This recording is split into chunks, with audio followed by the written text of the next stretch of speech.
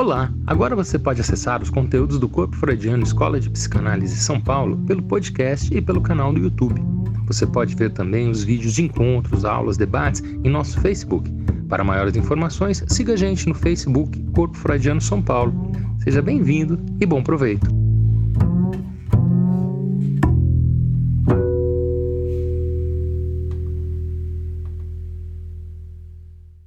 Boa noite a todas e a todos, bem-vindos ao Corpo Freudiano de São Paulo, ao nosso seminário sobre leituras de Lacan. Esse ano, como vocês sabem, o seminário está dedicado aos conceitos fundamentais da psicanálise. Nós já vimos vários conceitos decisivos esse ano: o inconsciente, a repetição, a pulsão, o desejo. Os interessados podem encontrar esses vídeos que estão gravados na página da Facebook do Corpo Freudiano de São Paulo. Estão todos disponíveis por lá.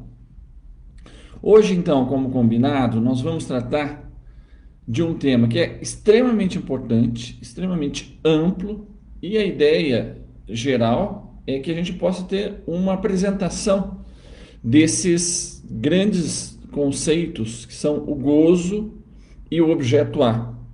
Evidentemente, eles são tão importantes para a gente poder ter acesso à originalidade do pensamento de Lacan, que a gente poderia dedicar um ano inteiro na discussão desses dois grandes conceitos.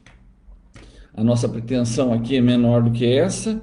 Hoje nós vamos fazer uma apresentação geral e na continuidade dos nossos encontros nós vamos aprofundar esses elementos, esses conceitos tão importantes para o pensamento do Lacan. Então, o nosso percurso de hoje vai ter, como foi anunciado, 4 partes. O tema geral é o gozo e o objeto A. Nós vamos, nessas 4 partes, primeira parte, vamos ver as raízes freudianas do problema do gozo. As raízes freudianas do problema do gozo. Em seguida, nós vamos ver que tipo de influências, que tipo de interlocutores foram fundamentais para que Lacan pudesse conceber a questão do gozo e dar sua conformação própria desse conceito especificamente lacaniano, que é o conceito de gozo. O terceiro tempo vai ser quando nós vamos explorar aquilo que Lacan chamou, então, no seminário 17, o campo lacaniano, ou seja, o campo do gozo, no que a introdução do nível conceitual de gozo traz uma originalidade ao pensamento de Lacan, que até então se apresentava como um leitor de Freud. A partir da questão do gozo e a partir da questão do objeto A, Lacan começa a ter então suas distâncias, ele começa a ter um seu pensamento próprio, sempre apoiado em Freud, mas com a sua originalidade apoiada nesses 2 grandes pilares, gozo e objeto A. E a nossa parte final, o 4º ponto, nós vamos ver então no que o objeto A ele é decisivo para a gente poder ter uma delimitação apropriada da questão do gozo no pensamento de Lacan.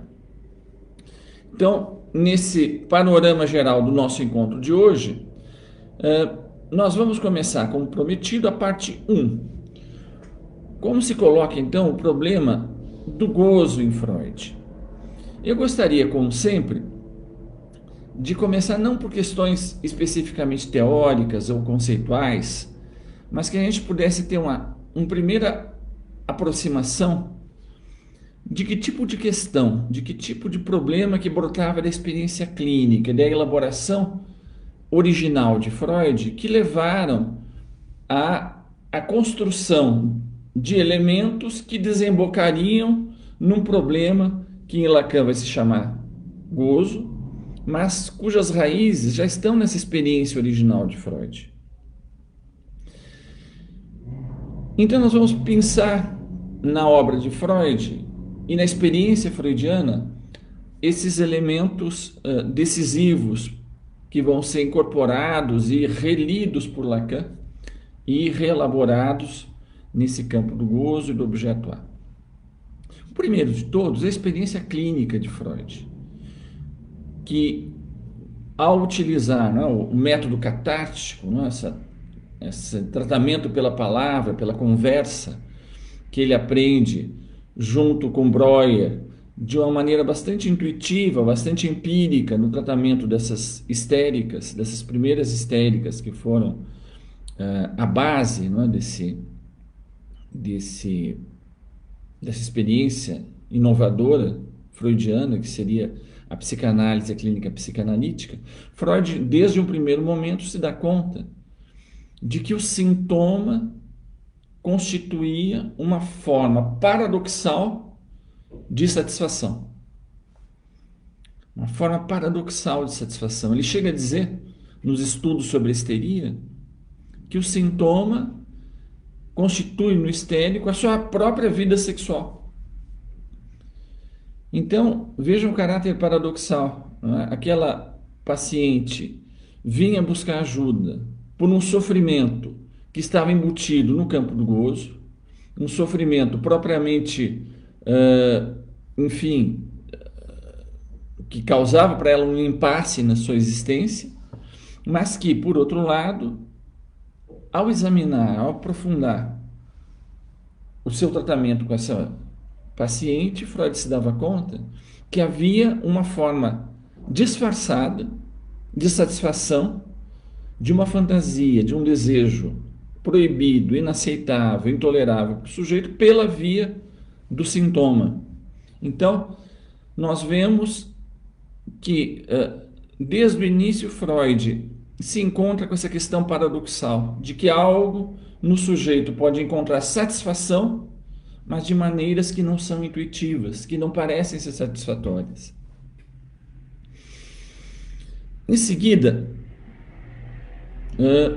nós já tínhamos visto nos nossos encontros anteriores aqui, quando Freud tenta fazer uma primeira teorização dessas experiências com o método catártico, com as histéricas, ele escreve no mesmo ano os estudos sobre a histeria e também o texto não publicado em vida de Freud, que é o projeto para uma psicologia científica.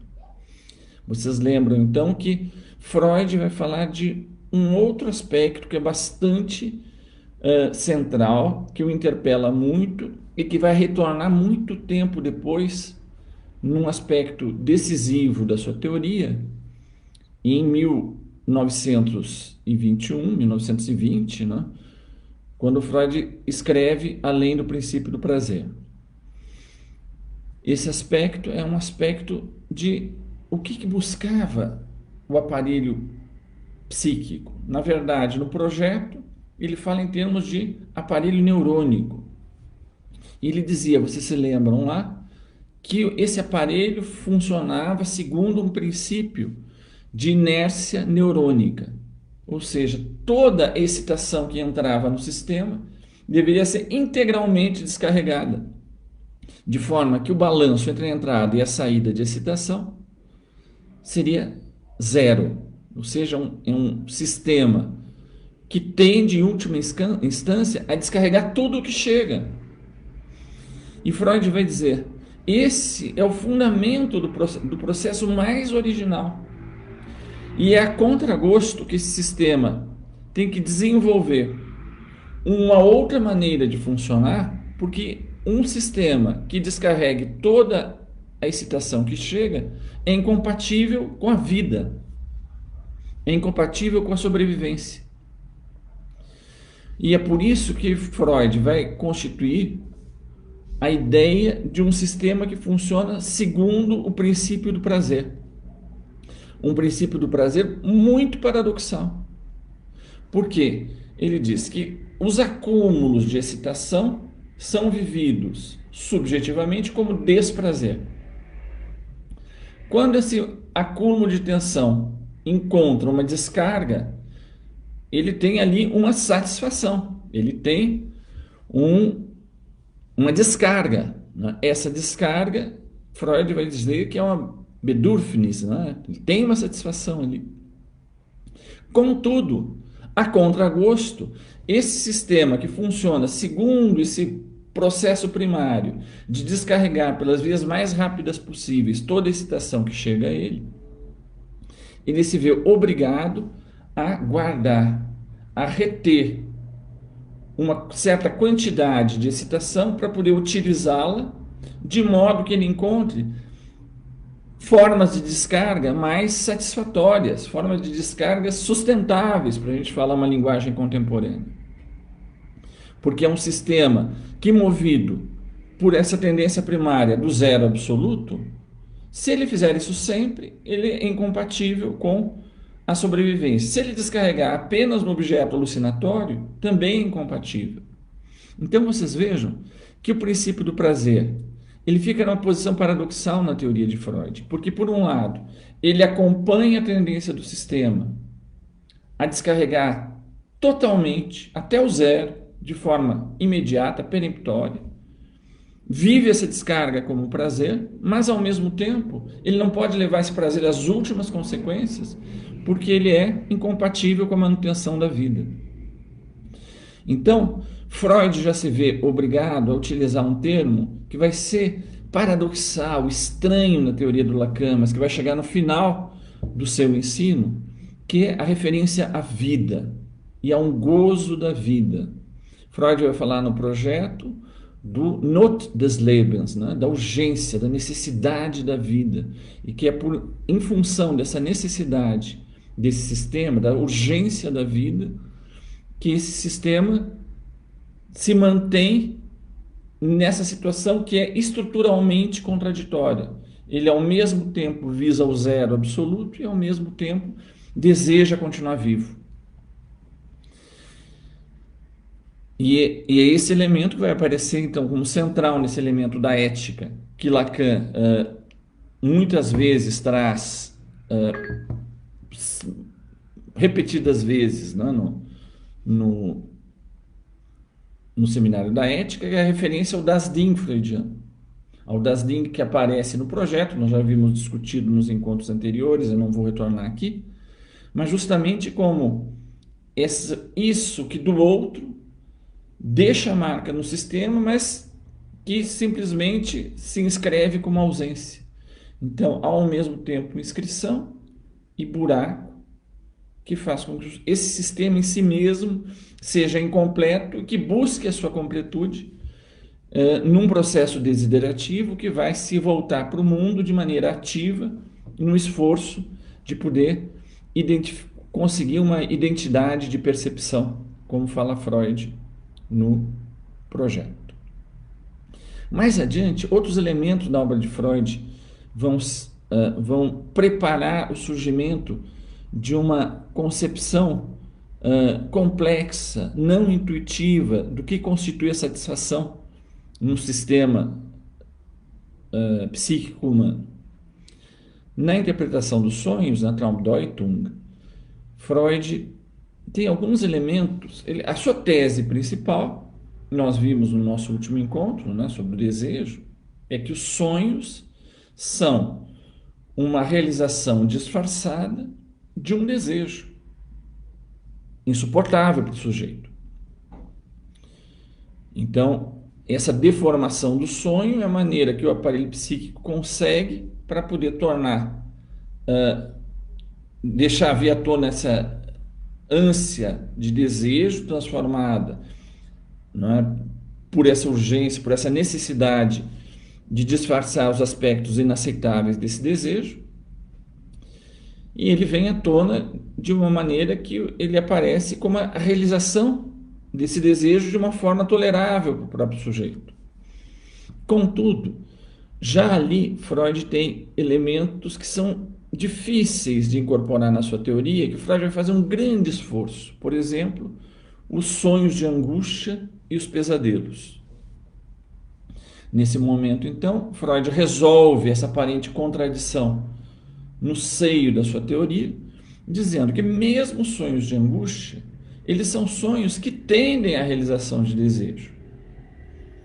Só que esses desejos, eles acabam atravessando a censura sem suficiente deformação, e a emergência num estado cru desse desejo insuportável, intolerável, é vivido, segundo a primeira teoria da angústia de Freud, né? Como angústia, né? Com aquilo que seria erótico, que seria libidinal, mas insuportável, desnatura-se em angústia.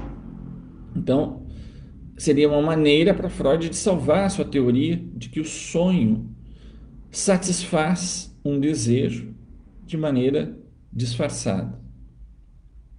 Freud vai voltar a essa questão e de uma maneira que vai ser muito trabalhada por Lacan no livro do Schist, né, do Witz, em que Freud vai falar de um gozo do Witz. E aqui é muito interessante, porque enquanto no projeto tinha algo que buscava satisfação no campo mesmo da experiência vital, aqui nós vamos ter uma satisfação que está amarrada no campo da linguagem e na linguagem funcionando de uma maneira operativa no interior do laço social.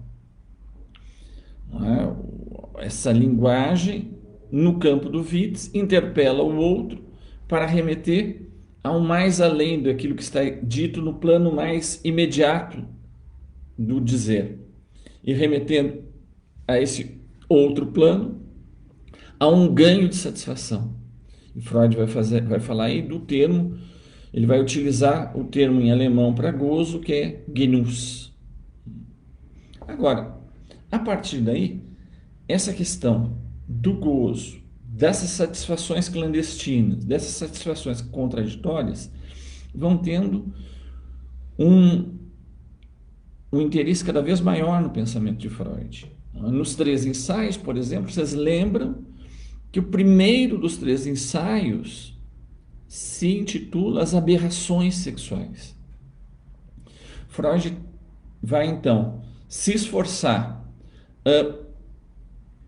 para colocar em primeiro plano que a sexualidade humana não se resume de forma alguma ao campo da natureza, que ela é desnaturada na sua especificidade, e ele vai utilizar como base, o passo inicial para o seu argumento, as aberrações sexuais. E ele vai mostrar que justamente naquelas dimensões da sexualidade que não tem nada a ver com a reprodução, que vai se manifestar a especificidade da sexualidade do homem.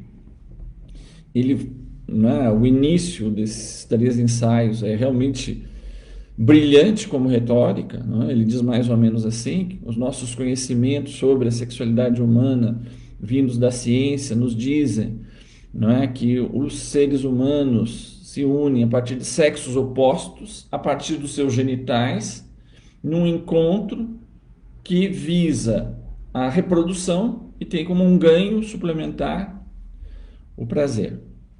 E ele diz assim, bom, basta conviver com os humanos um pouco de tempo para ver que a sexualidade humana não funciona de forma nenhuma assim. Ela não funciona, e isso é evidente, por uma atração de seres humanos do sexo oposto, né? A sexualidade humana pode muito bem se resolver de uma maneira erótica com pessoas do mesmo sexo, né?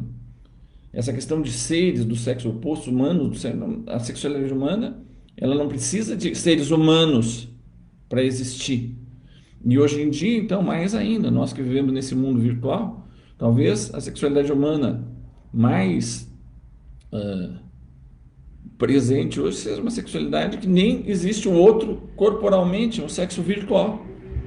Ou seja, não precisa nem ser um ser do mesmo espécie, nem do mesmo filo, nem do mesmo reino, muito menos através de genitais e com fins de procriação. Então, Freud mostra que a sexualidade humana encontra satisfações de maneiras que não estão previstas na natureza e que não visam nenhum projeto natural, e que vai ser essas satisfações desnaturadas, mas humana, profundamente humana que vai caracterizar a sexualidade dos seres de linguagem. Um outro passo fundamental, e que lá que também vai se servir amplamente em Freud para desenvolver o seu tema do gozo, vai ser então a famosa passagem do Homem dos Ratos. Vocês lembram que o Homem dos Ratos chega em análise com muitos sintomas, mais uma vez. Ele anuncia para Freud que tem uma cena que ele não ousa sequer lembrar, sequer falar para Freud, e no momento que finalmente ele se decide a contar essa lembrança dessa cena, que vocês conhecem, né? A cena que ele vive lá com o Capitão Terrível, uma história que o Capitão Terrível conta para ele enquanto ele estava no exército, de uma tortura com os ratos, que certos exércitos usavam para torturar os seus inimigos, que consistia em pegar o inimigo capturado, tirar as calças dele e amarrar a partir das nádegas numa bacia, num balde cheio de ratazanas famintas que devoravam esse sujeito a partir do ânus. Quando ele finalmente conta essa história, ele está no divã e Freud anota no seu diário. Paradoxalmente, na hora que ele conta essa cena, o seu rosto mostra o horror de um gozo, genus, por ele mesmo desconhecido. Seu rosto traduz o horror de um gozo, o horror de um gozo, por ele mesmo desconhecido. Então, vocês vejam que Freud já associa aqui o termo genus com o termo Grauen, o horror do gozo. Grauen é o termo que Freud vai utilizar sistematicamente para falar também da perversão, no sentido de que o afeto que o menino, segundo Freud, experimentaria ao descobrir a realidade que a mulher não tem pênis é a Grauen, né? O horror da castração. É o mesmo termo que Freud utiliza quando ele fala esse horror de um gozo que ele próprio desconhecia.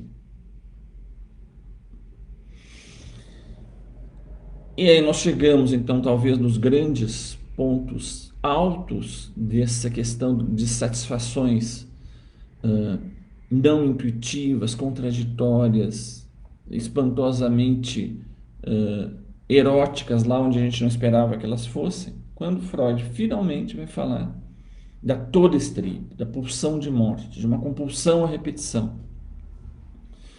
E que Freud vai mostrar que, retomando aquelas ideias que já estavam embutidas no projeto, que tudo é retomado nesse texto de 1920, além do princípio do prazer, ele vai dizer, tem algo de diabólico nesse sistema psíquico que ele se organiza em torno de questões traumáticas.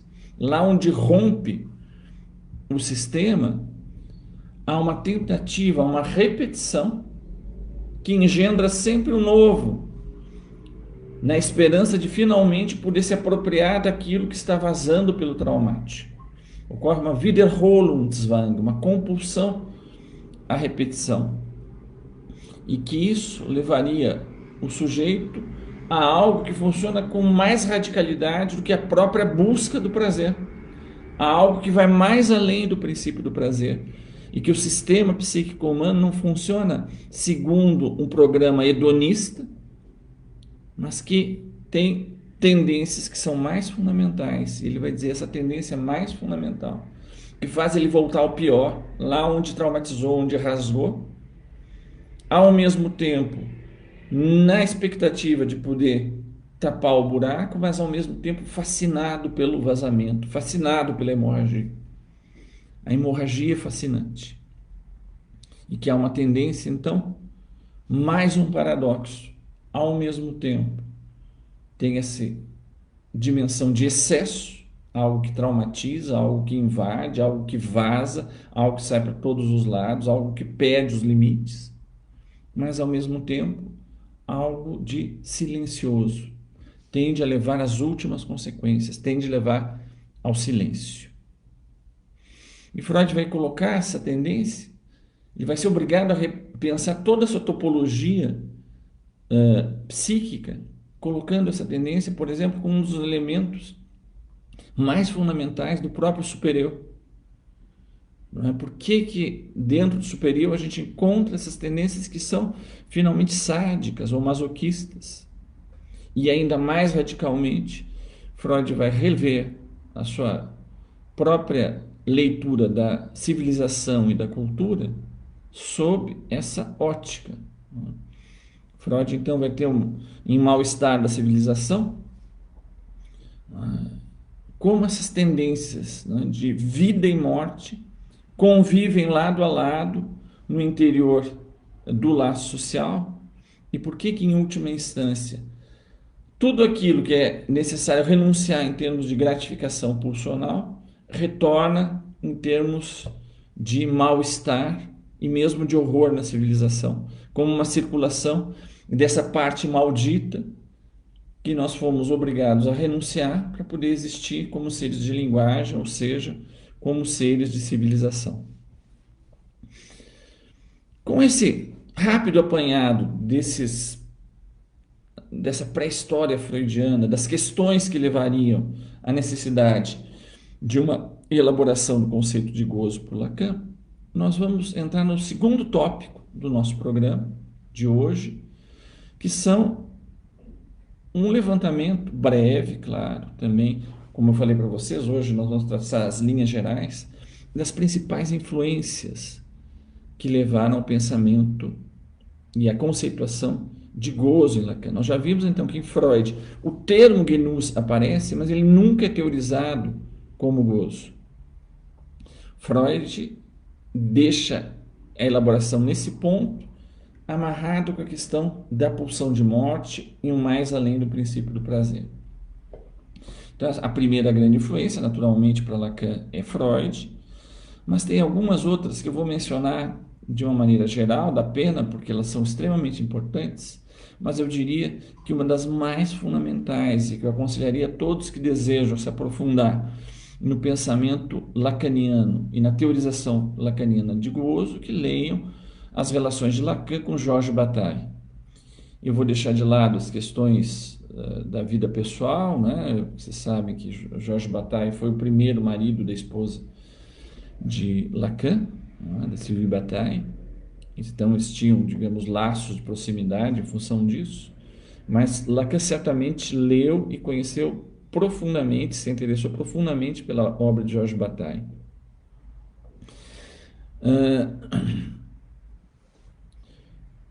Na Histoire de l'œil, né, que está traduzida em português, a História do Olho, de 1928, né,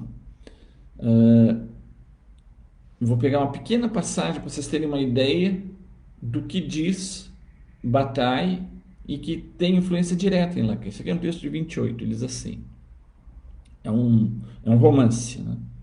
Ele diz: não havia mais dúvidas, eu não gostava daquilo a que se chamava os prazeres da carne, justamente por serem insossos. Gostava de tudo que era tido por sujo. Não ficava satisfeito, muito pelo contrário, com a devassidão habitual, porque ela contamina a devassidão e, afinal de contas, deixa intacta uma essência elevada e perfeitamente crua. Então ele queria mais além da devassidão, uma devassidão no estado puro. Dizia, continua ele, a devassidão que eu conheço não suja apenas meu corpo e os meus pensamentos, mas tudo o que imagino em sua presença. E sobretudo, olha o termo que ele usa, o universo estrelado. Ele faz aqui uma referência kantiana, clara, né, sobre a lei, né, sobre essa lei transcendente, né, essa lei moral, a qual, né, esse grande princípio ético universal que faz que uma posição ética humana, segundo Kant, seja respeitar, né, o céu estrelado e a lei moral no mesmo nível. Então, isso já está em Bataille. Bataille já traz essa ideia de um sujo, de um devasso que busca algo de sublime na própria devassidão. Ele, no suplício chinês, evocado por Bataille nas Lágrimas de Eros, já no final da sua vida, em 1961, né? Ele comenta uma foto que ele recebe do seu analista Bataille nesses anos de 27 a 28, quando ele havia escrito a Histoire de l'œil, né? A História do Olho, e que é justamente uma cena de tortura de um chinês que havia feito um crime, uma tentativa de assassinar o imperador, e na época esse crime de lesa majestade, de alta traição, era punido com uma sentença de morte em que o supliciado ele era cortado, sua pele, seu corpo era fatiado lentamente pelo executor.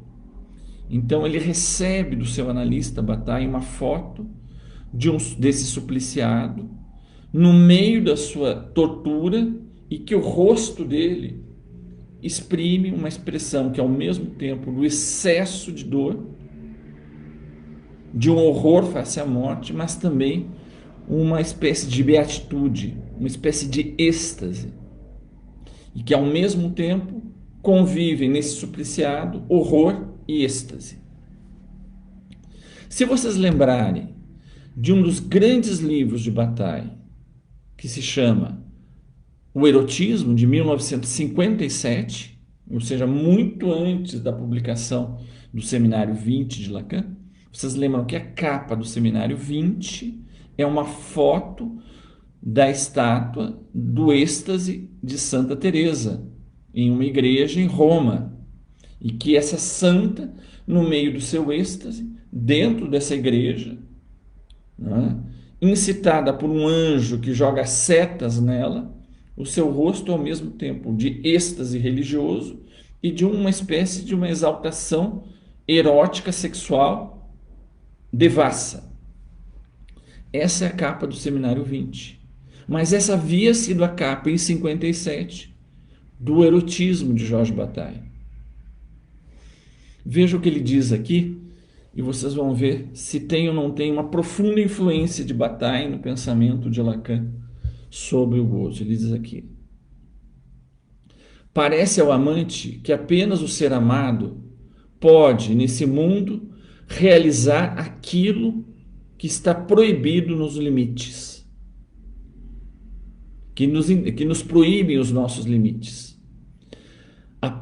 Ou seja, a plena confusão de dois seres, a plena mistura de dois seres, a continuidade de dois seres descontínuos. Ele diz assim, que é isso o que visa o ser amante. A paixão nos engaja, sim, em um sofrimento. Vejam, não é? Esse aspecto paradoxal, não é? do máximo de exaltação com um sofrimento. A paixão nos engaja, sim, em um sofrimento, uma vez que é, no fundo, a busca de um impossível, e superficialmente sempre aquele de um acordo dependente de condições aleatórias. Contudo, a paixão promete ao sofrimento fundamental uma saída. Diz Bataille: nós sofremos de nosso isolamento em nossa individualidade descontínua. A paixão nos repete sem parar: se tu possuísses o ser amado, esse coração que a solidão estrangula apenas um coração com aquele do ser amado. Então ele diz assim, que a tendência básica da paixão é de fazer é de terminar com a maior dos sofrimentos, de nos percebermos seres descontínuos e nos fundirmos numa relação e faz um. Mas ele diz assim, essa que é a maior de todas as aspirações, é também a fonte de todos os nossos males, porque isso não é possível, não há relação sexual. Esse gozo, que é o que, em última instância, visa toda a tendência pulsional, não é possível. Ele retoma, por exemplo, Bataille, num texto, dois textos que são fundamentais para aqueles que querem aprofundar as influências, preparando o pensamento de Lacan sobre o gozo. Ele vai se referir na noção de despesa a Marcel Mauss, no seu famoso ensaio sobre o dom, forma e razão da troca nas sociedades arcaicas. É um ensaio sobre o dom, sobre a dádiva. Ou seja, em última instância, ele vai fazer o estudo do potlatch, que Bataille vai desenvolver também amplamente, sustentando que isso é uma das bases da civilização. Contrariamente à nossa intuição de que as civilizações se impuseram às outras apenas pela força, pelo poder exercido de uma maneira positiva e impositiva, ele diz que uma das formas fundamentais de colocar outra nação escrava é pelo potlatch. É porque ao dar e dar em excesso ao outro aquilo que ele mais precisa, o outro fica numa dívida simbólica, e essa dívida simbólica, de certa maneira, o torna escravo, dependente, necessitado de aderir àquela cultura, àquele povo que o salvou. Então ele mostra o caráter mortífero da dívida e também político da dívida. Ele fala, Bataille, na noção de despesa. A fortuna não tem, portanto, em nenhum caso, por função, aquela de situar aquele que a possui ao abrigo da necessidade. Não é para isso que serve a fortuna, para que ele não tenha necessidade. Ela permanece, ao contrário, funcionalmente, né? A necessidade permanece funcional, e com ela o possuidor.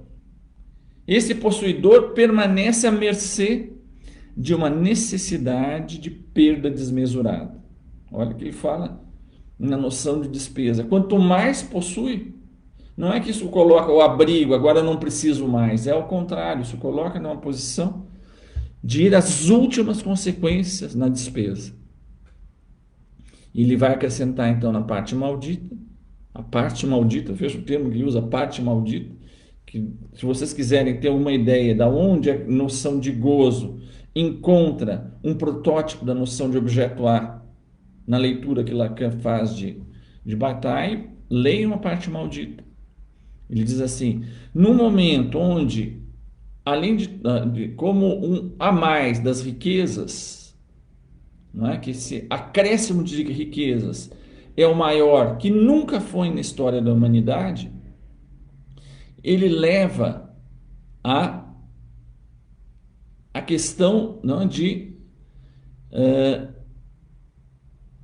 nos prender aos nossos olhos o sentido de que existe em algum lugar uma parte maldita.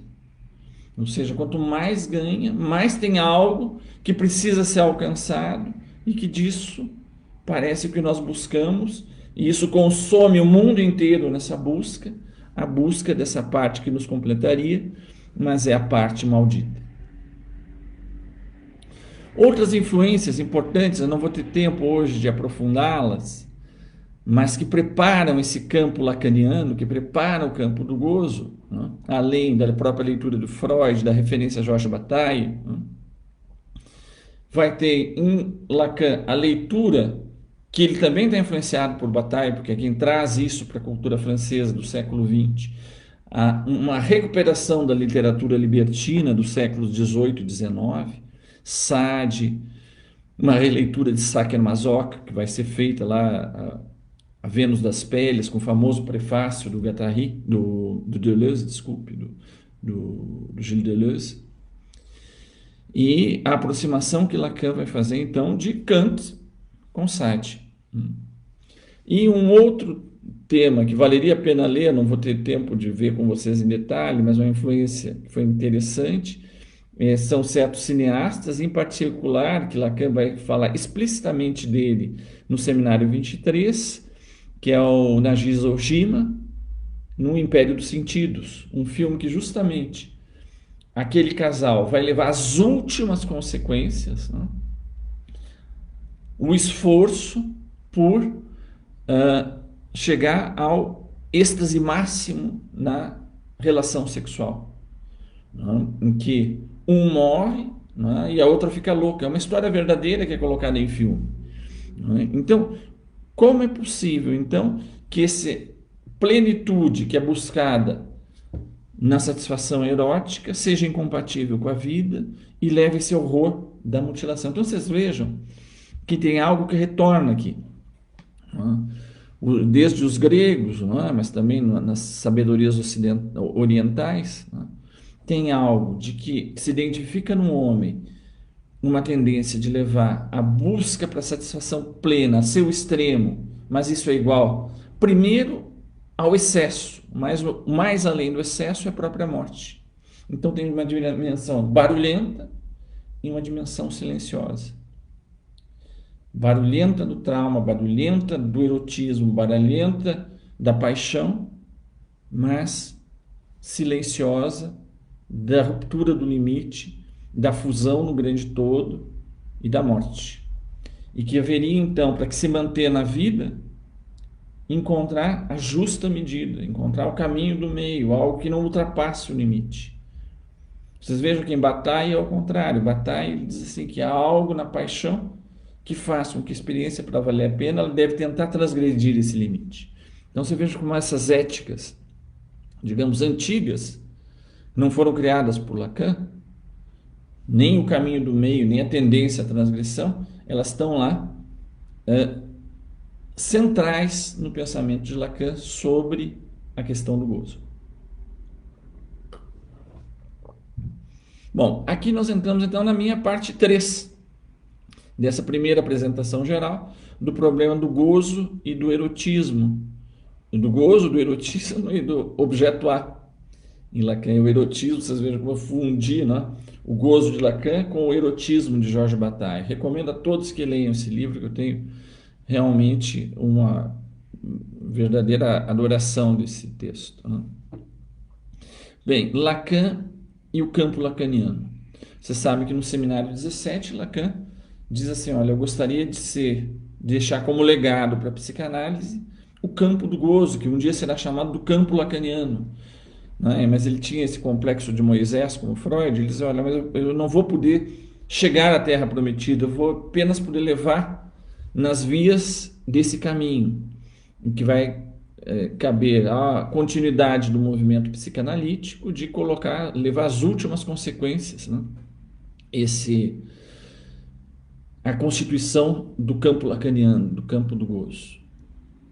Então, em Lacan nós vamos encontrar essa questão freudiana, e nós vamos tentar ver alguns detalhes, mas ainda com uma maneira introdutória, que nós vamos oportunamente aprofundar, nós vamos ver que o gozo tem essa questão hiper, mega paradoxal, cuja paradoxalidade vai ficando cada vez mais evidente no pensamento de Lacan, é que o gozo é uma questão que se coloca para seres de linguagem.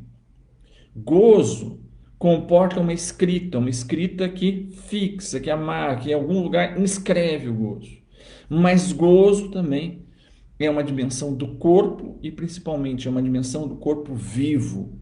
Então, ele interessa não apenas uma erótica, mas uma própria reflexão sobre o vivo. Em Lacan nós vamos encontrar também essa tendência de que, ao mesmo tempo, nós vamos ter a vida como um permanecer aquém do limite e a morte, que tem a ver com romper com o limite. E essa tendência de, em estando em vida, almejar o que está para além do limite, o que está para além daquilo que é freado pelo princípio do prazer, de ir além do princípio do prazer. Então, essa questão ela se coloca brilhantemente, né? Talvez uma das maiores obras de arte, uma das mais influentes de toda a história da humanidade, que é o Hamlet, de Shakespeare, amplamente discutido por Lacan no seu seminário 6. Mas vocês vejam, essa peça começa com uma interrogação sobre o ser, sobre a radicalidade do ser. Vocês lembram? A primeira frase da peça é Who is there? No meio da noite, vocês imaginam, não é? O teatro elisabetano, ou seja, aquele que o palco entra para dentro da plateia, né? Não é como o teatro italiano, que falta, né, a quarta parede e tudo se passa para trás da parede. Então, realmente, né, a plateia está assistindo uma peça, mas no teatro elisabetano ele vai para dentro da plateia. Então vocês imaginam a cena dos guardas lá no meio da noite, assustados com a história de tinha um fantasma que rondava, e a primeira peça, momento, ele lá no meio da plateia, no escuro, alguém grita: "Quem está aí?" É com isso que se abre a peça. Então interroga todos, né? Quem é?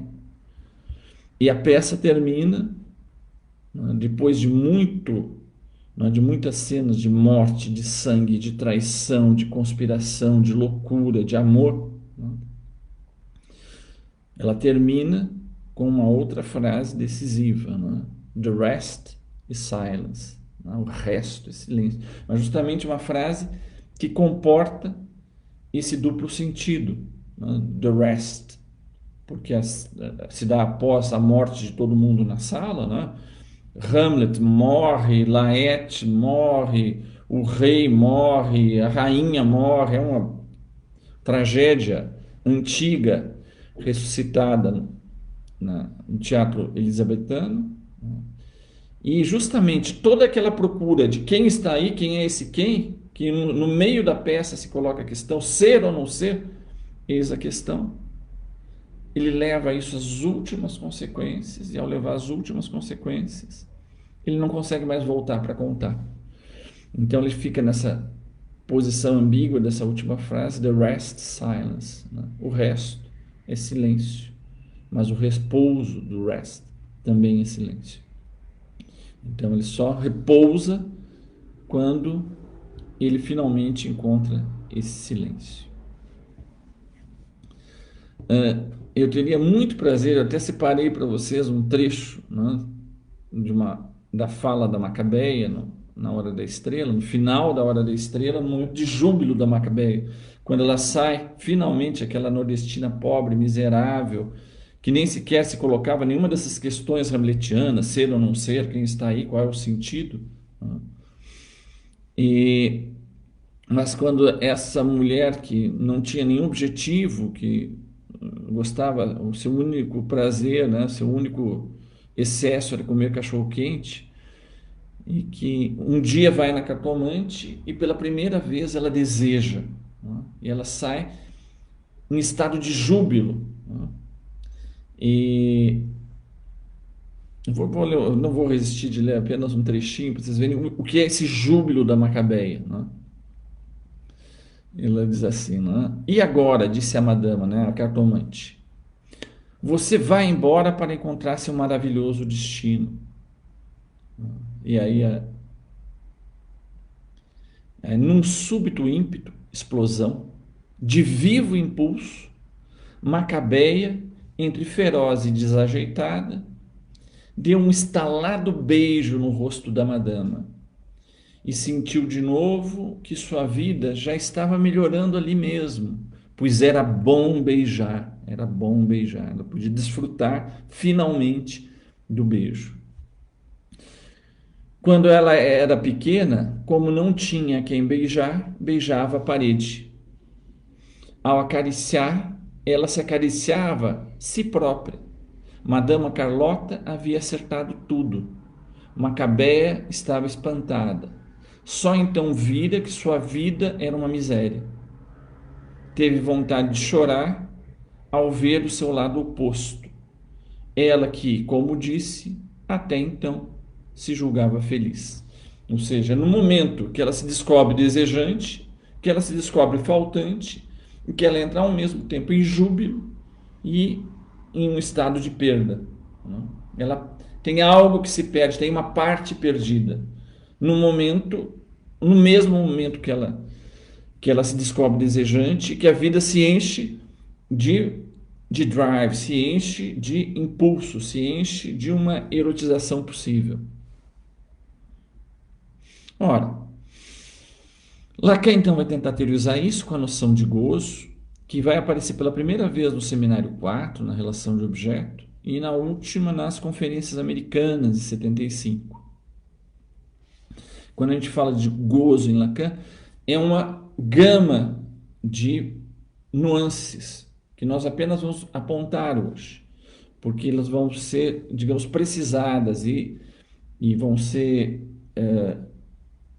especificadas ao longo do ensino de Lacan. Lacan vai falar, por exemplo, a partir do seminário 7, no gozo da coisa. Ele vai falar do gozo do ser, do gozo do outro, do gozo da imagem do corpo. Vai falar do gozo fálico, vai falar do gozo sexual e, finalmente, ele vai voltar àquele que foi, em Freud, the Not des Lebens, né? A urgência da vida, a necessidade da vida. Lacan vai falar do gozo da vida. Nós vamos ter alguns momentos fortes, né, do pensamento de Lacan sobre o gozo. O primeiro, nós já mencionamos aqui, no seminário 7 da Ética, né, que é um momento forte em que ele vai surgir a questão do gozo. Ele vai falar de Kant com Sade para dar conta dessa emergência da questão do gozo. E nesse mesmo ano vai ter um texto que nós começamos a comentar aqui. Uma das nossas participantes, que eu gostaria de agradecer, ela me sugeriu de a gente, e eu achei excelente ideia, eu prometo que eu vou fazer numa próxima live. Nós vamos nos centrar no texto A Subversão do Sujeito e a Ética do Desejo, de 1960, que está nos escritos, e ela pede para trabalhar em detalhes o grafo do desejo que Lacan coloca nesse texto. E essa ideia é excelente, porque ela permite, entre outras coisas, fazer a ponte no que nós vimos falando antes, eu estava falando agora, de toda a questão do desejo e da falta, com a emergência da questão do gozo, e como se amarra justamente no âmbito da fantasia. Então, eu prometo que no semestre que vem nós vamos dedicar um dos nossos encontros apenas à subversão do sujeito e a ética do desejo, para nós vermos como se amarra o desejo, gozo e fantasia nesse momento do pensamento de Lacan. Um outro tempo importante é o seminário 20, no mais ainda, em que ele vai falar das fórmulas da sexuação, que nós vamos tratar de maneira também detalhada nos próximos encontros, né? E, finalmente, quando Lacan entra no campo do bohemiano, como que as dimensões do simbólico, do real e do imaginário, elas podem se amarrar. E tem dois grandes momentos que são fundamentais aqui para a gente pensar o problema do gozo. É em 1974, quando ele publica, né, a sua conferência La Troisième, a terceira, em que ele vai tentar mostrar como se os diferentes gozos, né, o gozo fálico e o outro gozo, o gozo do outro, se articulam com o real, simbólico e imaginário. E o outro vai ser no seminário RSI, em que essa questão vai ser amplamente discutida ao longo desse texto, né? Eu gostaria de pelo menos dizer alguma coisa dessa amarração do gozo com o desejo em Lacan, né? Que, de certa maneira, né, Lacan, para falar do desejo, nós havíamos falado da questão hegeliana, mas o gozo também. Ele vai tirar a noção de gozo de uma leitura de Hegel sobre a questão do gozo no direito. Qual é a diferença da posse e do usufruto? Eu posso ter uma casa, eu sou proprietário da casa, mas eu posso alugá-la para que alguém usufrua da casa. Eu tenho a posse, mas não tenho o usufruto. O usufruto é algo totalmente subjetivo, totalmente singular. O direito de posse ele pode ser codificado, mas ele vai dizer, quando eu gozo, quando eu tenho o gozo, eu posso fazer daquilo o que eu quiser. Eu vou desfrutar daquilo da maneira que melhor me aprouver. Ou seja, tem algo de inacessível ao entendimento no campo do gozo.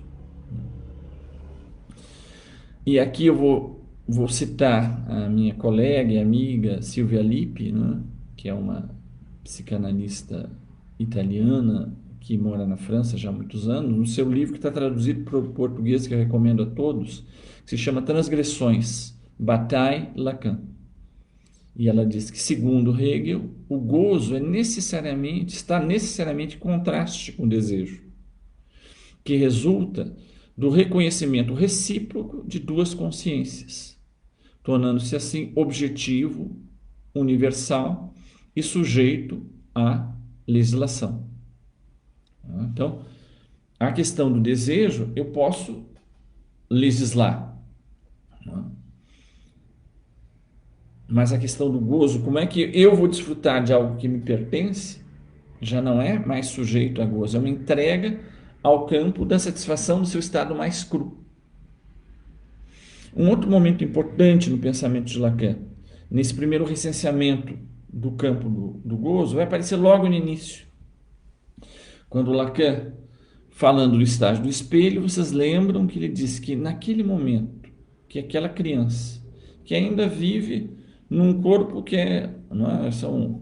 um corpo despedaçado, um corps morcelé, como dizia Lacan, e que através do outro, do investimento do outro, do olhar do outro, finalmente, da imagem do outro, ele se reconhece numa imagem alienada de si mesmo, mas que ele consegue pela primeira vez se ver como um todo, e se diz, isso aqui sou eu, essa imagem sou eu, o que ele diz é, nesse momento ele tem algo de um gozo de si, uma assunção jubilatória de uma imagem de si próprio. É claro que essa imagem é uma imagem alienada, é uma imagem do espelho, é uma imagem que ele assimila do campo do outro. É uma dedução também que ele faz dos indícios que ele tira dos sinais provindos do outro sobre quem é ele. Quando essa imagem, ele consegue finalmente se reconhecer, e aquilo forma uma gestalt, como diz Lacan, ele tem uma experiência de, sou eu. Ele diz que ele tem uma experiência jubilatória. Então tem algo do campo do gozo que se refere à imagem. Então nós já vimos, isso se refere à imagem, se refere à vida, não é? Mas tem um outro elemento que eu gostaria muito de trazer aqui, nós vamos nos encaminhando para a última parte, mas que eu gostaria de trazer aqui, é que na parte, começa a chegar na parte final do ensino de Lacan, quando em 1966, na famosa conferência de Lacan sobre o lugar da psicanálise da medicina, que ele faz no Colégio de Medicina em Paris, ele fala pela primeira vez, um corpo é algo que é feito para gozar de si mesmo. Um corpo é feito para gozar de si mesmo, é um gozo do próprio corpo, se coloca a questão então radical do ser. Em que nível eu me dou por existindo, eu me concebo existindo. Ele vai dizer, ele existe lá onde ele goza, corporalmente, concretamente. De modo que nós já vimos, o gozo não tem nada a ver necessariamente com o prazer, mas ele tem a ver com algo que se realiza como experiência de algum tipo paradoxal de satisfação que se dá no nível corporal. E ele diz nesse mesmo seminário, não, na verdade ele diz aqui na lógica do fantasia, o lugar do outro é o corpo, pois é ali que se inscreve a marca enquanto significante. Ou seja, e aqui ele encaminha então para aquilo que vai ser um elemento fundamental da parte final do seu ensino, que é a relação do gozo com a marca, com a inscrição e com a letra. Entre outras coisas, por exemplo, ele vai falar dos fenômenos psicossomáticos, de como, em última instância, um fenômeno psicossomático ele não é tanto a ser entendido como manifestação significante no corpo, que seria mais da ordem da histeria, por exemplo, mas como uma letra que é, ao mesmo tempo, um depositário de uma marca da inscrição do gozo, que se separa de qualquer cadeia que ele possa articular em outras coisas, ela se deposita unicamente no corpo e começa a funcionar desinstalada de qualquer rede de significação. Então, num certo sentido, o gozo se amarra na letra e se opõe a todo sentido, justamente. E que, então, nesse sentido, o gozo seria uma expressão de uma tensão real no corpo, ou uma tensão do corpo real. E com isso nós chegamos ao quarto e último tópico dessa apresentação inicial, do campo do gozo, em Lacan, que é a relação do gozo com o objeto A. Ora, o objeto A, ele é teorizado também por Lacan como ele concebe como a sua contribuição teórica fundamental à psicanálise, algo que não está em Freud, mas que é um passo a mais e que justamente tem a ver com aquilo que do corpo não está recoberto pelo cobertor da linguagem. A parte que fica de fora, por maior que sejam nossos esforços de recobrir todo o real com a linguagem. Mas não um real qualquer, esse real que nos interpela, esse real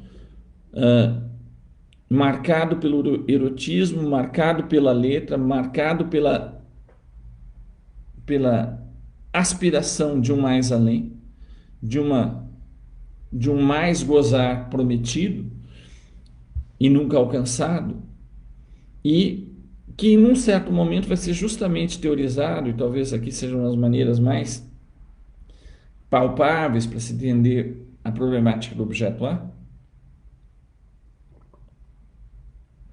Quando ele vai falar do objeto A, um objeto mais de gozar. Ele faz aqui uma alusão, não é, ao pensamento de Marx, não é? A mais-valia de Marx, dizendo: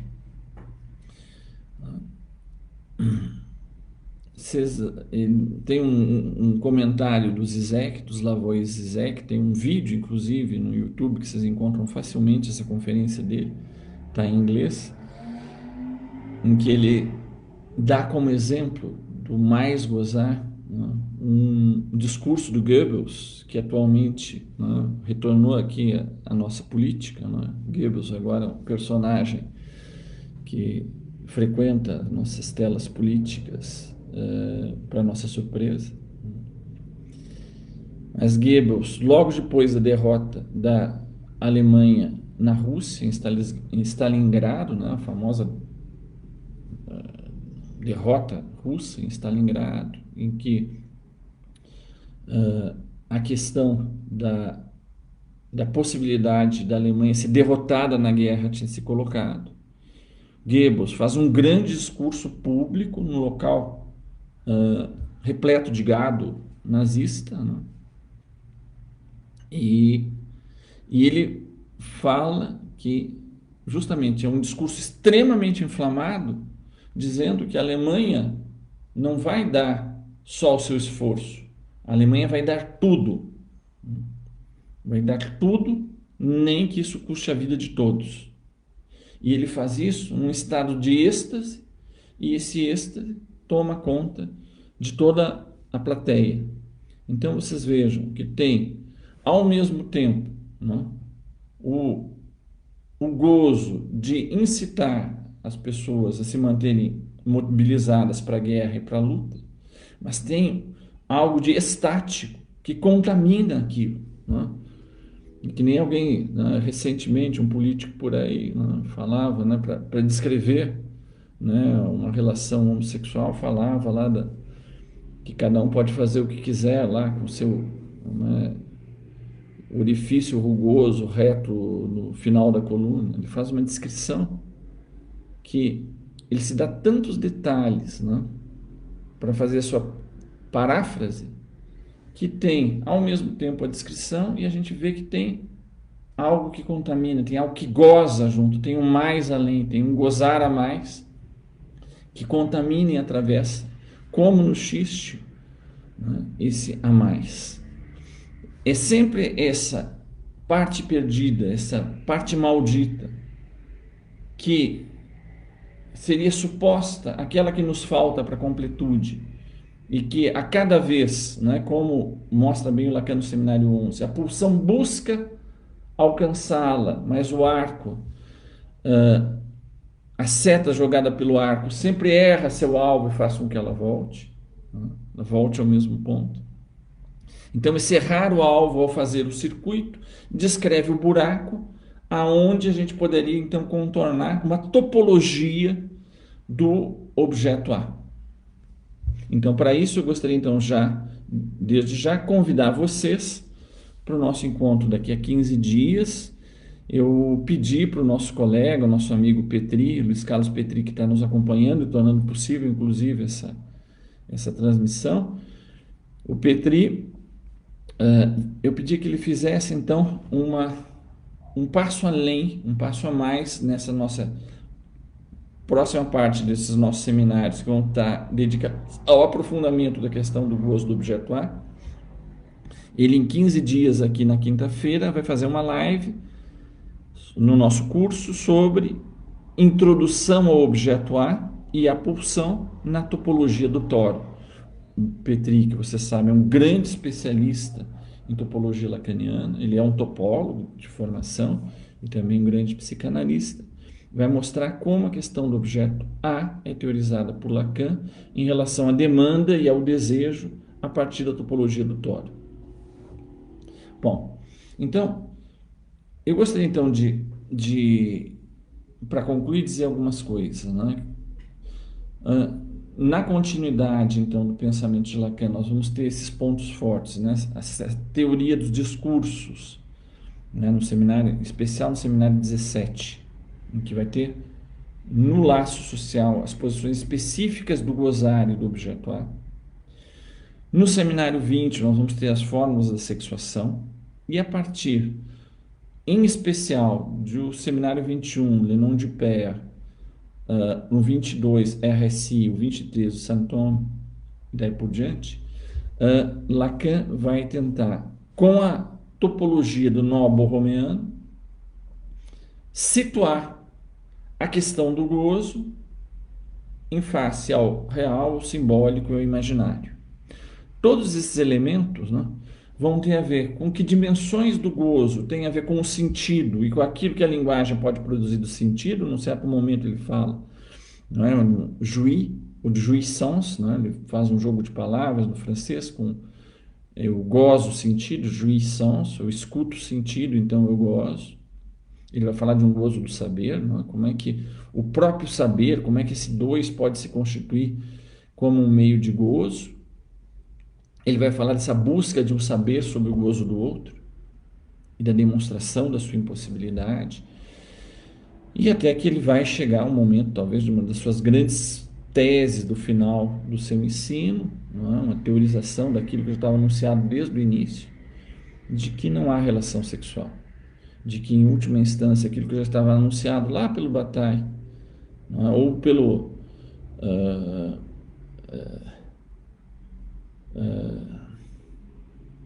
enfim, já estava com certeza nesse texto do Bataille, que esses seres separados pela linguagem que somos nós, que tendemos, que aspiramos a fazer e fazer um grande todo, estamos condenados a um resto de incompletude, a algo que a experiência a cada vez nos renova como satisfação e como um mais além que promete a cada vez um mais de gozar.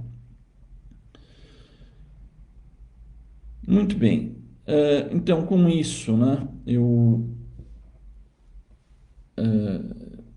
gostaria talvez de a gente poder encerrar por aqui, para a gente ter um tempo de conversa, né? Mas recordando para vocês uma frase, né, que eu coloquei no meu livro do Pânico e Desamparo, né, que diz assim, de um grande autor inglês, que ele diz assim: devora tudo a ânsia de ser nada. Ser nada não se pode ser. Então aqui talvez traduza da melhor maneira possível aquilo que aponta as questões que o problema da satisfação e do gozo, que começa de alguma maneira em Freud, mas que são teorizadas, sistematizadas em Lacan, as nossas grandes questões clínicas. Como que o sujeito humano ele se encontra dividido não numa maneira contingente. E que, como Freud dizia em Mais Além do Princípio do Prazer, a grande cisão é entre a sua tendência de vida, que ele possa, com a pulsão, encontrar satisfação dentro do limite da vida, mas ao mesmo tempo essa tendência busca o mais além. E que essa divisão interna entre se manter vivo e romper com tudo em busca de uma satisfação absoluta, que faz com que devore tudo a ânsia de ser nada. Mas ser nada não se pode ser. Muito bem, muito obrigado pelo acompanhar até aqui o nossa conversa. Então, fico à disposição de vocês para as questões, para os comentários, para os debates. Então, vou acompanhar aqui. Eu vou pedir para os meus colegas me mandarem, então, as questões.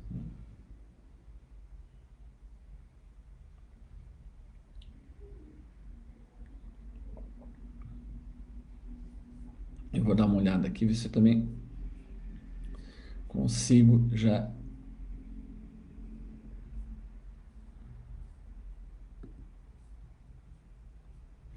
Ó, a Sabina Quiroga Mosqueira diz assim: você poderia esclarecer o que Lacan quis dizer com o desejo é uma defesa, proibição de ultrapassar um limite do gozo, né? Que justamente está lá no texto da subversão do sujeito e dialética do desejo, que eu queria então agradecer mais uma vez a sugestão que vai ser acolhida da gente trabalhar especificamente esse texto. Então veja, como desejo e gozo estão numa tensão dialética. Por um lado, desejo supõe o quê? Um ser inscrito na linguagem, ou seja, um ser de fala, um par-lettre, que vai poder gozar no interior da linguagem. Tem uma dimensão, né, de um amor da língua, né, que já começa no la langue, né, como na lalação, nessa relação com o outro, algo se satisfaz pelo próprio exercício da língua, pelo próprio exercício da linguagem. Então, aqui, esse exercício amarrado no campo da língua, amarrado no campo do outro, ele nos coloca nesse campo, primeiro, da satisfação, mas da satisfação enquanto possível, aquela que é alcançável por um ser amarrado na linguagem. Só que ele aspira o absoluto, ele aspira o tudo, ele aspira a satisfação sem resto. É o que eu falava para vocês da última vez. A Odisseia humana começa com Adão e Eva já no paraíso. Eles estavam numa posição diferente das nossas aqui, que aspiramos com o paraíso. Eles já estavam no paraíso.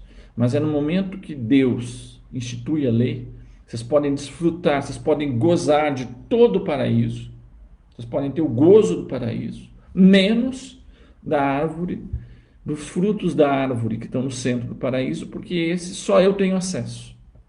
Vocês sabem do que deu. Ao instituir a lei, ao mesmo tempo, Deus cria o desejo como concupiscência. O desejo como busca de uma satisfação erótica que vai para mais além, que vai para mais longe, mais plena que o gozo do paraíso, um mais de gozar. Então, vocês vejam, a tendência do gozar é de levar a hemorragia aos últimos extremos. É aquilo que o Bataille diz, e que é uma das outras fortes influências de Lacan. Eu não tive tempo de mencionar, mas é bom essa pergunta que ela me permite falar disso agora, que é a influência da leitura dos místicos da igreja, né? De como essa experiência de se entregar totalmente, sem limite, a experiência de Deus é uma experiência insuportável, né? A própria Santa Teresa d'Ávila conta que nos seus momentos de êxtase, ela disse que nenhuma relação sexual de um homem vivo chegaria perto, mas nenhum horror também chegaria tão perto. Então vocês vejam, o desejo nos coloca numa posição de incompletude, de nos virarmos, buscarmos algo que não temos, né? Que a nossa condição é a condição de castração. O gozo vai às últimas consequências. O gozo, ele busca não apenas se satisfazer com o possível, ele busca o impossível, ele busca o absoluto. Então é nesse sentido que a posição desejante nos permite nos instalarmos na vida enquanto vivos, submetidos à castração de seres de linguagem, de seres de palavra, de seres do campo do outro, dos seres do discurso, do laço social.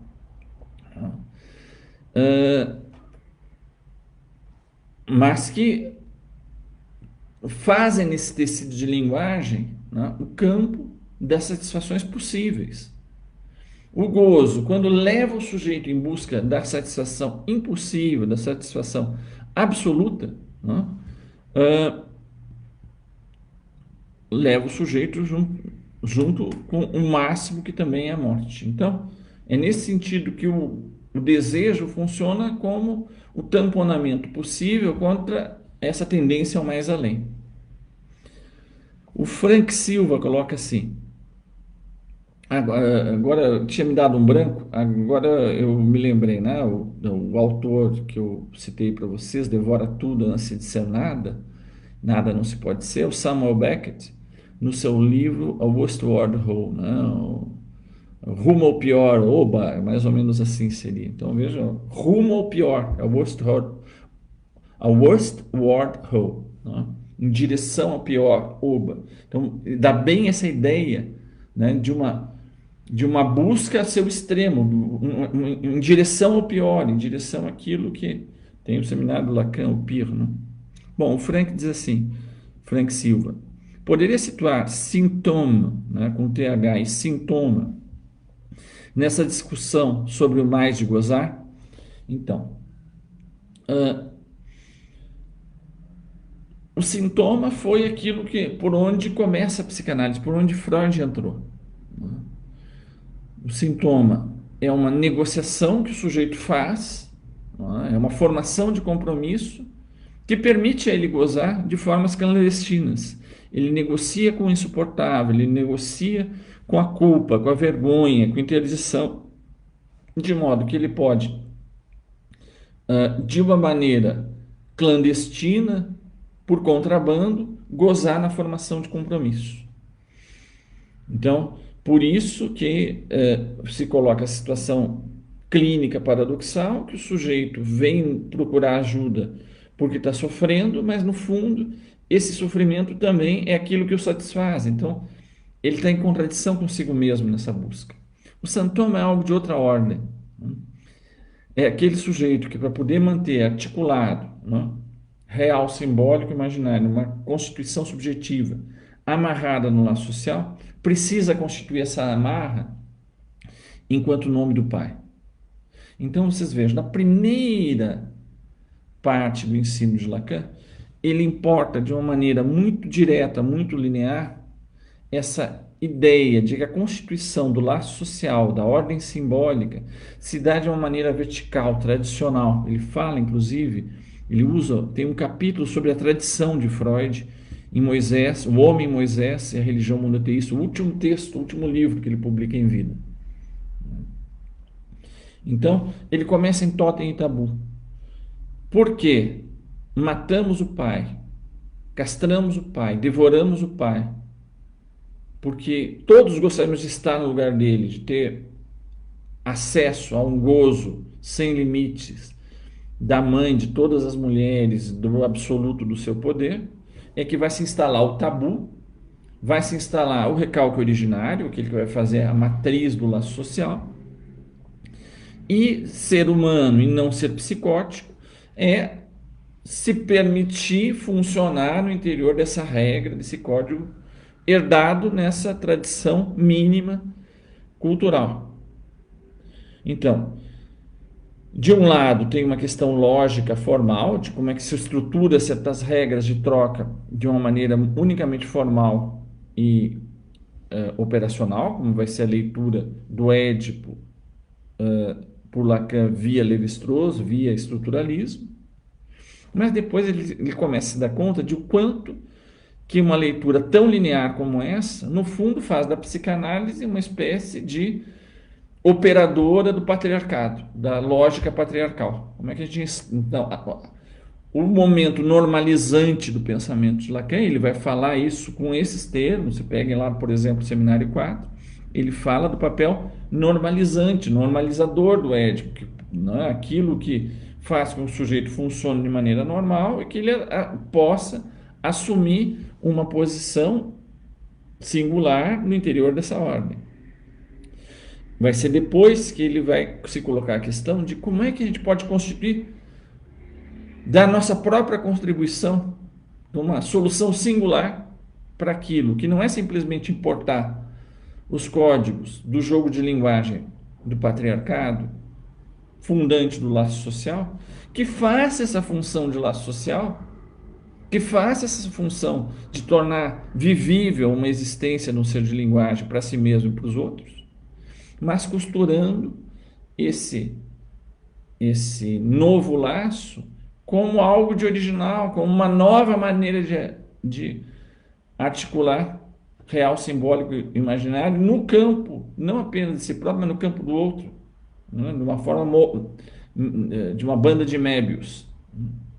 Então é nesse sentido que o Santoma ele tem a ver com uma nova maneira de conceber uma estabilização do sujeito, uma possibilidade de instalação do sujeito na linguagem e no laço social, em que ele próprio possa contribuir para aquilo que faz função estabilizadora de nome do pai, mas não mais como uma referência à ordem tradicional, mas uma criação que permite uma nova inscrição no laço social. Vocês lembrem que o primeiro nome, né, do quarto laço, né, no Seminário de Santo Tomé, era justamente non de père.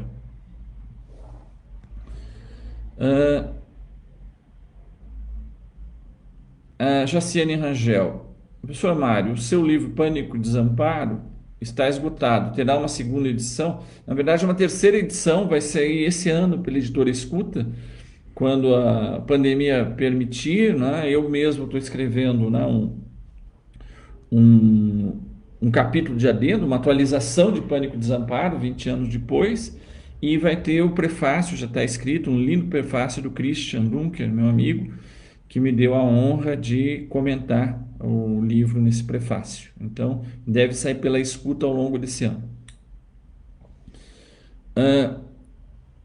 A Jaciane Rangel diz assim: ao sermos condenados ao resto, a incompletude, além de nos levarmos ao gozo, a satisfação impossível, pode apontar também para o movimento do desejo do sujeito na vida? Então, é excelente essa questão, Jaciane, porque muitas vezes a gente é levado, né, a aproximar de uma maneira muito direta a questão do gozo de uma conotação negativa. Né? O gozo é a morte, é o horror, é a destruição, é o sem limite. Vejam, né? A questão, e essa questão vai se colocar por Lacan, quais são os gozos possíveis? O que é, por exemplo, um gozo fálico? O que é um gozo amarrar, uma possibilidade de um gozo, né, em que o sujeito possa sair das âncoras do gozo fálico à condição de poder se ancorar de novo, né? Eu posso, por exemplo, numa taça de vinho, eu posso, com o degustar o vinho, achar que finalmente eu vou ter acesso ao gozo dos deuses, ou ao contrário, eu sei que o gozo daquela taça de vinho não vai ser dos deuses, mas vai ser muito bom, pode ser excelente. Ainda mais o gozo do vinho, que é todo mergulhado na linguagem. Ainda mais quem está fazendo hoje em dia cursos de degustação, você descobre cheiros, sabores, origens, enfim, mergulhando o vinho na linguagem, você redescobre o vinho, se apropria, você tem novas possibilidades de desfrutar o vinho, de se satisfazer com o vinho, que não é o néctar dos deuses, mas pode ser bom para chuchu. O Alan Meyer, nosso amigo do Corpo Freudiano de São Paulo, diz assim: Mário, seria bom lembrar a tauromaquia, isso, do Leia-Risse. Bom, ele sabe que sou apaixonado por esse livro, né? Onde vida, sexualidade e morte se unem. Creio mesmo em Picasso, nos seus desenhos de touradas. Eu não posso estar mais arrebatado pela tua questão, Alan. Você conhece a paixão que eu tenho por esse livro. Recomendo a todos, desse grande amigo do Lacan, que era Michel Leiris, que era um antropólogo, e que escreve um livro magnífico sobre essa questão da proximidade do gozo com o corpo, com a sexualidade, com a tangenciar a morte, não é? Se chama O Espelho da Tauromaquia. E é um livro pequeno, deve ter umas 50 páginas, que vocês certamente vão se deliciar e talvez seja uma das maneiras mais sublimes de terem um acesso. O que é o gozo, ainda do lado da vida, mas como esse horizonte de morte e de sangue, ele faz parte necessária do tecido da matéria que nos permite gozar. A Mônica Nogari Damasceno pergunta: como se dá a transmissão do dom? E qual a relação do dom com o desejo? Bom, essa pergunta também é muito importante, né? Porque permite especificar essa dialética do dom. Vocês viram que o Lacan, ele é um leitor tanto do Bataille quanto do Lévi-Strauss, né? Que tem toda essa questão e ambos leitores do Marcel Mauss, né? sobre o Fernando Potlatch, né? da noção de dom, de dádiva, né? Então, a dádiva, ela é ao mesmo tempo transmissão de vida, ela é transmissão de bem, né? Tem algo, isso era muito presente na primeira parte do ensino de Lacan, que um sujeito falante, ao assumir a castração, ele se embute, né? É um destino que ele faz para essa questão fundamental, que pode ser totalmente superegóica, que é a questão da dívida. A dádiva engendra uma dívida. E essa dívida pode ser colocada apenas num nível superegóico. Eu não posso usufruir, eu preciso ser punido para cada vez que eu gozo, eu preciso de uma punição. Um pouco no esquema do Homem dos Ratos, né? Tantas fezes, tantos ratos, tantos chiles, tantos ratos, né?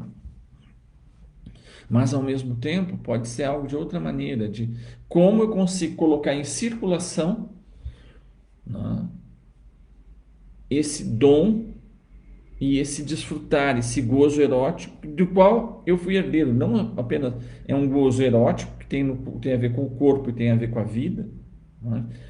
E aí eu remeteria vocês, né, ao texto do Jacques Alain Miller, né, uma biologia lacaniana, que vai justamente colocar em debate, né, as relações do significante, da letra, do gozo e do vivo, da vida, né? Então, na dialética do dom com, não é, essa questão do desejo, da dívida, a gente pode tanto ser massacrado pela dívida, quanto gozar com a possibilidade de participarmos da construção contínua do laço social, da civilização, das formas possíveis de gozar e de existir solidariamente no mundo. Então tem algo da solidariedade ou da fraternidade que tem a ver com o desdobramento da dialética do dom. E se ela não é desdobrada, ela se transforma no superego dos superegos.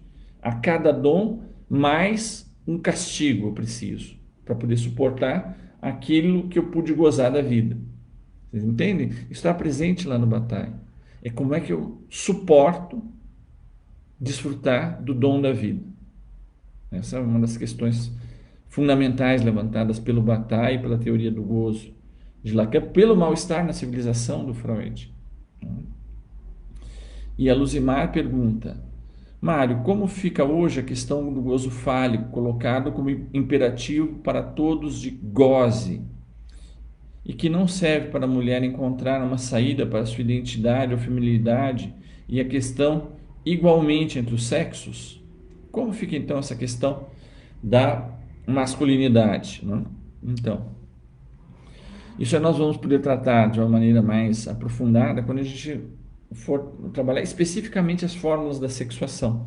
Mas vamos dar apenas um primeiro passo, aproveitando essa questão tão atual, né, da Luzimar, né, como que a gente lida com a lógica fálica, coincidências isso tem no nosso mundo contemporâneo.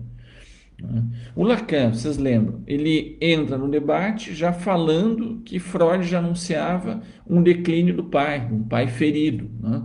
A cultura já estava no momento em que os grandes pilares da civilização, aqueles que serviam de pontos fixos, em que nós colocávamos as garantias do mundo, estavam todos oscilando. Essa passagem do século XIX para o século XX é uma passagem também da queda dos pilares, né, das autoridades, da autoridade da igreja, da autoridade do Papa, da autoridade patriarcal, né? E as guerras, a Primeira e a Segunda Guerra, colocaram em questão a própria autoridade da cultura ocidental. No fundo, sobraram, em primeiro lugar, né, a ciência. Então, a gente não tem essa resposta absoluta, mas então se esperava que a ciência tivesse a resposta, ou então uma espécie de um retorno romântico à natureza. Eu não tenho a resposta, a ciência só pode falar das partes mundanas do mundo, a gente pode fazer uma crítica da ciência e da sua operacionalização técnica, como fez o Heidegger, ou uma espécie de um romantismo natural, né? Existe uma sabedoria cósmica, uma sabedoria do mundo, uma sabedoria da natureza, como já tinha nos gregos, né? A vida virtuosa é aquela que acompanha, né, a harmonia da natureza. Tinha essa questão harmônica com o mundo, com o cosmos, etc. Bom, nesse momento do mundo, né, em que todas as tradições vieram abaixo, e sobretudo o patriarcado, né, num contexto já de capitalismo totalmente implantado, então a ciência ela é chamada a responder a tudo, ou era, né, porque hoje a gente coloca em questão se a Terra é plana ou se a cloroquina é uma espécie de panaceia universal, a despeito de qualquer saber científico, né? Vocês veem que a própria autoridade da ciência se coloca em questão, né? Mas o problema não é que a ciência tenha a última resposta para o sentido da vida, né? O que nós estamos fazendo nesse mundo?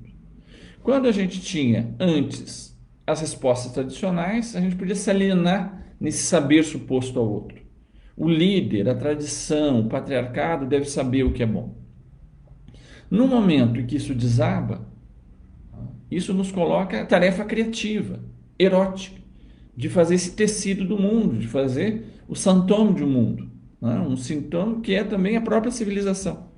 Uma renovação da civilização, não mais nas bases tradicionais ou da autoridade fálica paterna, mas de algo que possa circular.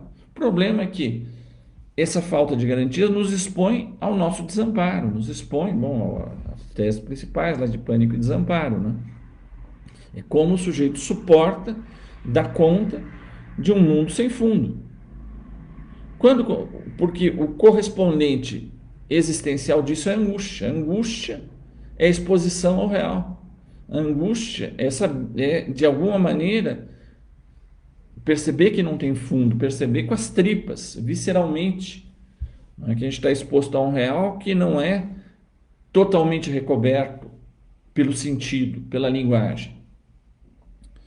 Então, nesses momentos, a gente chama o falo, a gente chama a arminha, a gente chama a velha ordem patriarcal. Né? Menino veste azul, menina veste rosa, né? Deus acima de tudo, e a ordem do mundo se refaz. A gente tem um mundo novamente organizado pela tradição patriarcal, né? Pelo patriarcado, pelas grandes certezas, e que nos permite, então, que esses elementos que na nossa cultura permitem a circulação dos valores fálicos, que no fundo é o capital, né?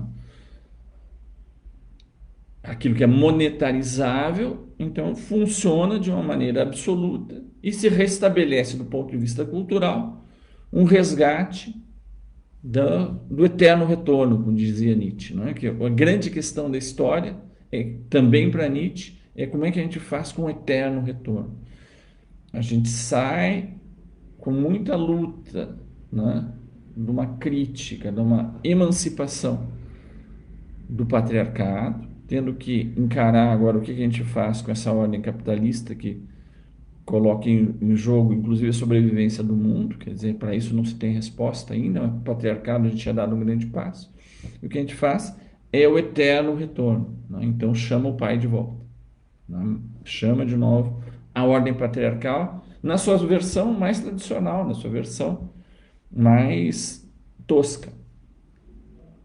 E agora eu vou fazer uma última questão aqui do Wellington Gonçalves. Ele diz assim: o sujeito consegue atravessar o complexo de Édipo ao ponto de se desalienar do desejo da mãe? Então, aqui o Wellington está fazendo uma pergunta que embute já uma série de questões teóricas, que eu não sei se seria possível dar uma resposta abrangendo todas essas questões no tempo que a gente tem. Mas ele está dizendo aqui, não é? Essa visão do Lacan, que essa exposição inicial, quase sem anteparos, da criança ao campo do outro, que na nossa cultura é encarnada pela mãe, é igual a uma experiência dessa falta de limites e de uma devoração de um gozo máximo, que é igual à perda de limites, ou seja, igual à morte. E que essa fusão nesse campo, digamos, materno, nesse campo desse outro absoluto, ela seria, nesse primeiro Lacan, barrada, mediatizada, tornada possível, né, pela intervenção da metáfora paterna, pela introdução do nome do pai, que no fundo é ancorar o sujeito numa tradição linguística, em que ele vai ter um lugar assinalado para ele, que ele vai se apropriar e vai fazê-lo seu na tradição de Goethe. Naquilo que herdaste dos teus pais, conquistam para fazê-lo seu. Então essa é a ideia. A gente se desaliena total do desejo da mãe? Não. Não tem marcas que ficam para sempre lá. Ninguém... A gente pode ficar... Por exemplo, só para dar um exemplo que é facilmente... Fala a intuição. Por mais que hoje alguém possa achar, nossa, que roubada para mim ter sido inscrito, né, como falante do português como língua materna, seria muito mais negócio se eu tivesse o inglês como língua materna. Por mais esforço que ele faça, por mais pai que ele coloque na jogada aí, ele não vai apagar essa primeira inscrição da língua materna que organiza a sua matriz simbólica. Ele vai lidar com essa primeira inscrição e vai ser com esse instrumento que o constituiu, ou seja, nesse campo da alienação, mas um instrumento incompleto, porque ele também não possui a resposta ao who is there, quem é que está aí, para que serve isso, ser ou não ser, eis a questão. Ele não tem a resposta para essas questões. Isso nos coloca, então, em trabalho. Nós somos levados a fazer esse tecido, esse texto, essa tessitura. Texto, tecido, tessitura tem a mesma matriz linguística. Nos apropriando da herança para fazê-la nossa e colocá-la também a serviço da circulação desse dom de civilização que nós herdamos, ou seja, de possibilidades civilizadas de gozar sem nos destruirmos, sem destruirmos aos outros e tudo à nossa volta. Talvez nessa mensagem de otimismo aqui a gente possa encerrar o nosso encontro de hoje. Eu agradeço muito a presença de vocês todos, muito os que fizeram as questões, né? O Gustavo, a Petri, a Amanda, que na retaguarda tornaram também possível aqui a nossa live, e convidaria para vocês mais uma vez, em 15 dias, quinta-feira, dia 16 de julho, 20h30, pelo Facebook do Corpo Freudiano, a continuidade desse nosso seminário de leituras sobre os conceitos fundamentais da psicanálise, com o nosso convidado, Luiz Carlos Petri, que vai nos fazer uma introdução ao objeto A e à pulsão através da topologia do tórax. Um grande abraço para todos, obrigado e até lá.